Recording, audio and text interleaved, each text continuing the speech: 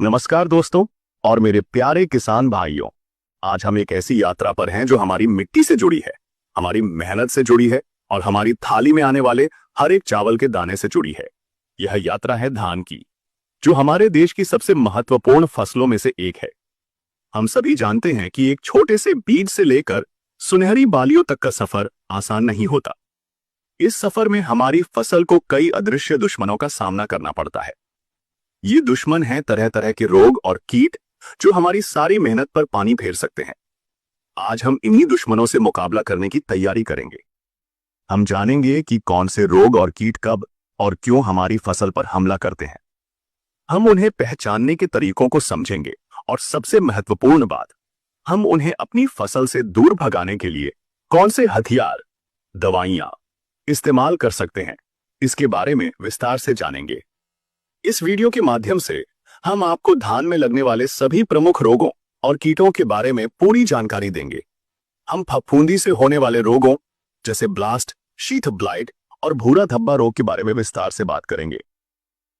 हम जीवाणु जनित रोगों और वायरस से होने वाले खतरनाक रोगों जैसे टुंगरों और घास जैसा बौनापन की पहचान और नियंत्रण के तरीकों पर चर्चा करेंगे।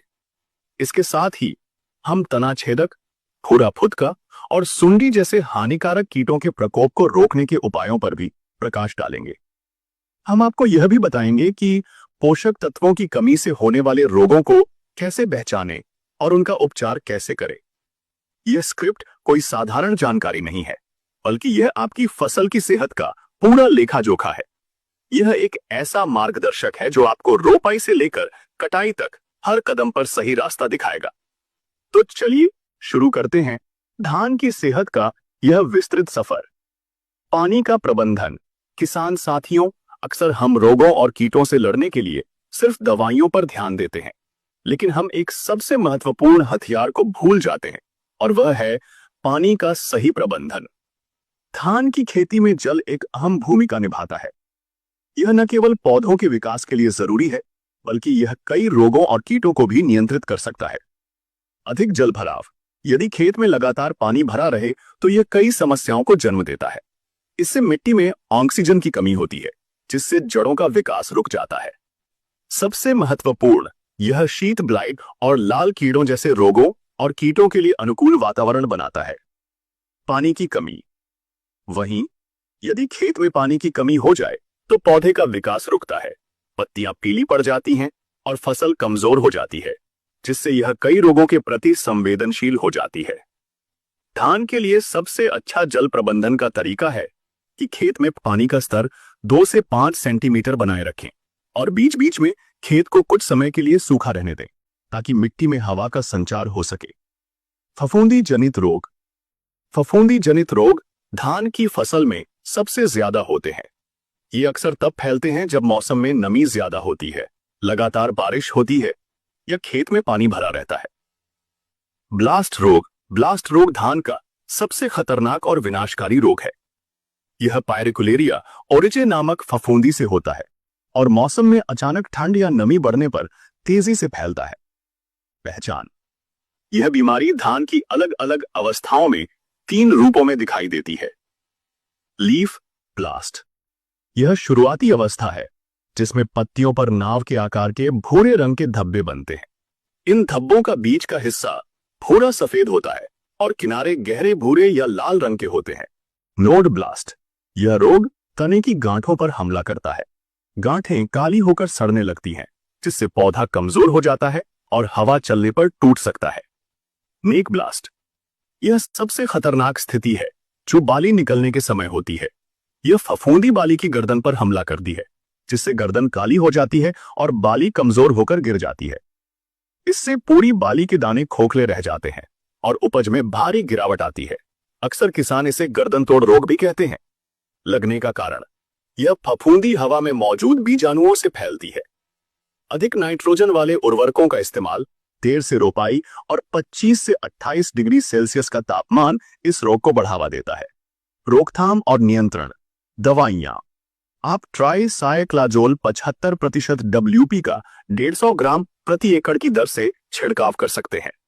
गंभीर अवस्था में अजोक्सिस्ट्रोबिन 23% SC का 200 मिलीलीटर या आइसोप्रोथियोलिन 40% ईसी का 300 मिलीलीटर प्रति एकड़ की दर से प्रयोग करें। शीथ ब्लाइट, यह रोग अक्सर खेत के निचले हिस्सों में जहां नमी ज्यादा होती है शुरू होता है। पहचान, यह रोग धान के तने पर पानी के स्तर के ठीक ऊपर भूरे हरे या भूरे सफेद रंग के धब्बे के रूप में शुरू होता है। ये धब्बे धीरे धीरे बड़े होकर तने को घेर लेते हैं। गंभीर संक्रमण में तने सड़ने लगते हैं और पौधे की वृद्धि रुक जाती है। लगने का कारण, यह रोग राइजोक्टोनिया सोलेनाई नामक फफूंदी से होता है। यह फफूंदी मिट्टी में रहती है और नमी और उच्च तापमान 28 से 32 डिग्री सेल्सियस में तेजी से फैलती है। खेत में लगातार पानी भरे रहने से भी यह रोग बढ़ता है। रोकथाम और नियंत्रण। दवाइयां, इस रोग को नियंत्रित करने के लिए हेक्साकोनाजोल 5% एसएससी का 200 मिलीलीटर या प्रोपिकोनाजोल 25% ईसी का 200 मिलीलीटर प्रति एकड़ की दर से छिड़काव करें। भूरा धब्बा रोग, अक्सर किसान इस रोग को ब्लास्ट समझ लेते हैं, लेकिन दोनों में बड़ा अंतर है। पहचान, यह रोग ड्रेक्सलेरा ओरिजे नामक फफूंदी से होता है। इसकी पहचान पत्तियों पर दिखने वाले गोल, अंडाकार या नींबू के आकार के भूरे धब्बों से होती है। इन धब्बों का केंद्र सफेद या भूरा होता है और चारों तरफ लाल या भूरी रेखा होती है। ये धब्बे पूरी पत्तियों पर फैल जाते हैं। लगने का कारण, यह रोग उन खेतों में ज्यादा होता है जहां मिट्टी में पोटेशियम और जिंक जैसे पोषक तत्वों की कमी होती है। मौसम में अधिक नमी और तापमान भी इस रोग को बढ़ावा देता है। रोकथाम और नियंत्रण। दवाइयां, इस रोग को नियंत्रित करने के लिए आप प्रोपिकोनाजोल 25% ईसी या हेक्साकोनाजोल 5% एसएससी का 200 से 250 मिलीलीटर प्रति एकड़ की दर से छिड़काव कर सकते हैं। हल्दी रोग, इस रोग को फॉल्स स्मट भी कहते हैं। पहचान, यह रोग बाली निकलने के समय होता है। बाली के कुछ दानों पर पीले हरे रंग का पाउडर जमा हो जाता है, जो बाद में नारंगी और फिर काला हो जाता है। यह फफूंदी दानों को ही खा जाती है, जिससे वे खोखले हो जाते हैं। लगने का कारण, यह फफूंदी ऑस्ट्रेलाजिनोइडिया विरेंस के कारण होता है। यह रोग तब फैलता है जब धान के फूल आने के समय अचानक बारिश होती है या मौसम में नमी बढ़ जाती है। रोकथाम और नियंत्रण। दवाइयां, इस रोग को नियंत्रित करने के लिए आप कॉपर ऑक्सीक्लोराइड 50% डब्ल्यूपी का 400 ग्राम प्रति एकड़ की दर से या प्रोपिकोनाजोल 25% ईसी का 200 मिलीलीटर प्रति एकड़ की दर से बाली निकलने से पहले छिड़काव करें। जीवाणु जनित रोग। जीवाणु जनित रोग अक्सर तब फैलते हैं जब तापमान अधिक होता है और हवा में नमी होती है, खासकर बारिश के बाद। Bacterial leaf blight. पहचान, इस रोग में पत्तियों पर पीले या भूरे रंग की धारियां बन जाती हैं, जो किनारों से शुरू होती हैं। पत्तियां धीरे धीरे सूखकर भूरी हो जाती हैं। लगने का कारण, यह रोग जैंथोमोनास ओरिजे नामक जीवाणु से होता है। यह जीवाणु बारिश की बूंदों और हवा के माध्यम से फैलता है और पत्तियों में मौजूद घावों या छिद्रों से प्रवेश करता है। रोकथाम और नियंत्रण। दवाइयां, इस रोग के लिए कोई सीधा रासायनिक नियंत्रण नहीं है। हालांकि आप स्ट्रेप्टोमाइसिन सल्फेट और टेट्रासाइक्लिन हाइड्रोक्लोराइड के मिश्रण का 6 से 12 ग्राम प्रति एकड़ की दर से छिड़काव कर सकते हैं। इसके अलावा खेत में जल प्रबंधन पर ध्यान दें। वायरस जनित रोग। वायरस जनित रोग कीटों द्वारा फैलाए जाते हैं, जो इन रोगों के वाहक के रूप में कार्य करते हैं। टुंगड़ों रोग। पहचान, इस रोग से प्रभावित पौधों की पत्तियां पीली या नारंगी हो जाती हैं और पौधे की वृद्धि रुक जाती है। पौधे बौने रह जाते हैं और उनमें कल्ले कम निकलते हैं।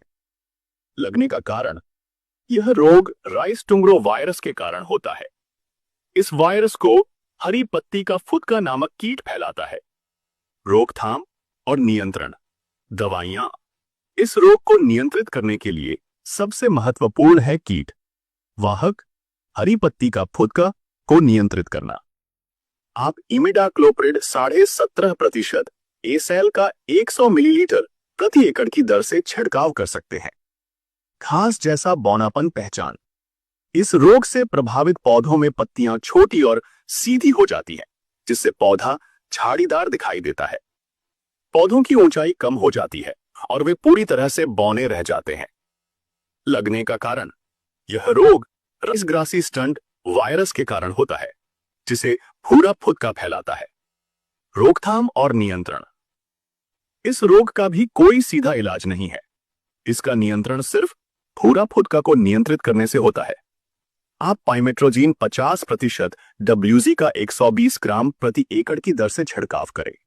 पीली बौनी बीमारी पहचान, इस रोग में पत्तियों का रंग हल्का पीला हो जाता है और उनमें पीली धारियां दिखाई देती हैं। पौधा धीरे धीरे कमजोर हो जाता है और कल्ले कम निकलते हैं। लगने का कारण, यह रोग राइस येलो ड्वार्फ वायरस के कारण होता है, जिसे भी हरी पत्ती का फुदका फैलाता है। रोकथाम और नियंत्रण, इस रोग का भी कोई सीधा इलाज नहीं है। इसके लिए भी हरी पत्ती का फुदका को नियंत्रित करना आवश्यक है। आप इमिडाक्लोप्रिड 17.5% एसेल का 100 मिलीलीटर प्रति एकड़ की दर से छिड़काव कर सकते हैं। पोषक तत्वों की कमी से होने वाले रोग धान की फसल को स्वस्थ रखने के लिए सही मात्रा में पोषक तत्वों का मिलना बहुत जरूरी है। इनकी कमी से भी कई तरह के लक्षण दिखाई देते हैं। खैरा रोग पहचान, खैरा रोग जिंक की कमी से होता है।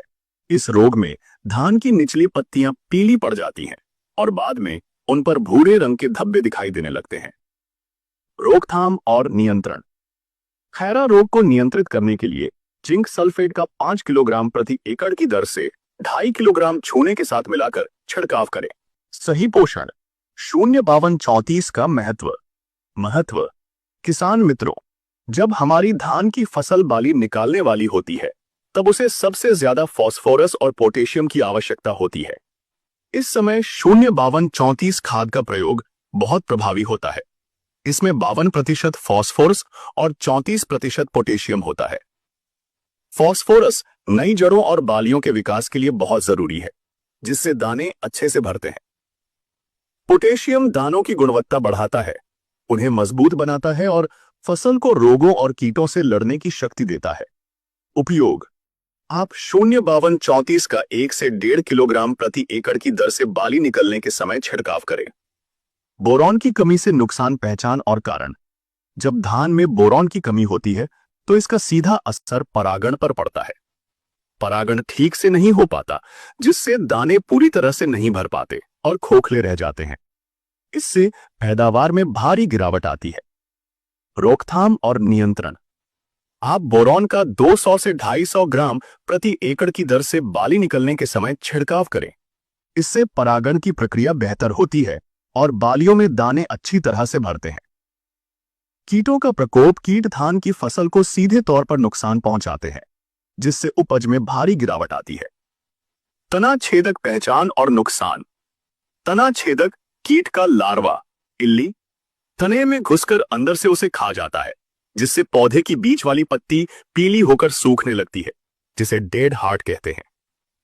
यदि यह कीट बाली निकलने के समय हमला करता है तो बाली सफेद और खोखली हो जाती है, जिसे व्हाइट हेड कहते हैं।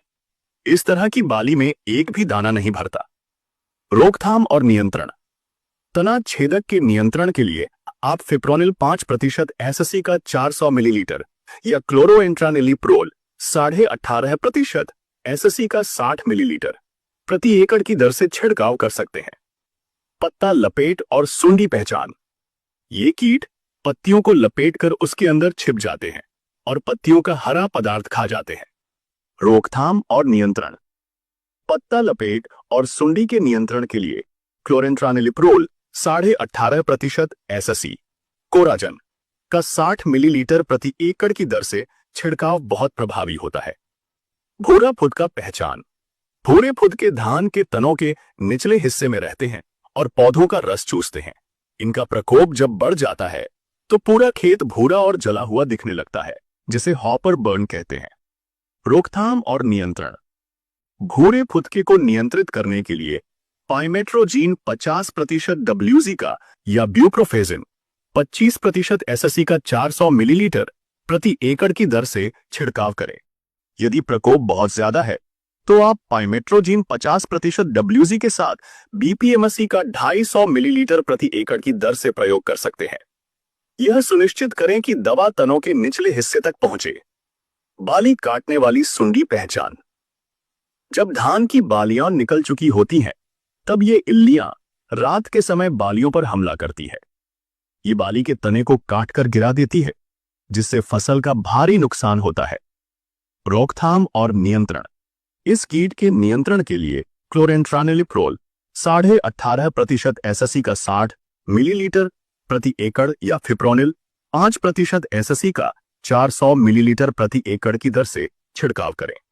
तो दोस्तों, हमने देखा कि धान की यात्रा कितनी चुनौतीपूर्ण है। यह सिर्फ बीज बोने और फसल काटने तक का काम नहीं है।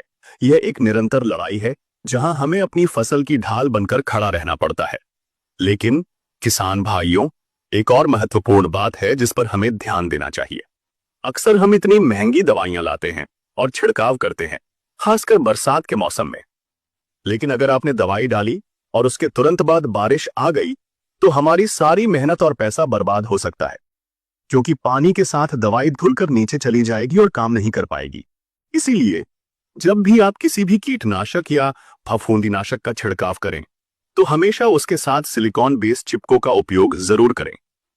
यह चिपको दवाई को पत्तियों पर अच्छे से चिपका देता है, जिससे बारिश आने पर भी दवाई धुलकर नीचे नहीं जाती और उसका असर लंबे समय तक बना रहता है। यह चिपको आपकी दवाई की दक्षता को बढ़ा देता है और आपके पैसे की बचत करता है। याद रखिए, सही जानकारी और समय पर उठाया गया कदम हमें एक स्वस्थ और भरपूर फसल दे सकता है। अपनी फसल की निगरानी करते रहें, रोगों और कीटों को समय रहते पहचानें और सही उपाय करें। आपकी मेहनत का फल सुनहरी बालियों के रूप में जल्द ही आपके सामने होगा। हमारी तरफ से आपको आपकी फसल के लिए बहुत बहुत शुभकामनाएं।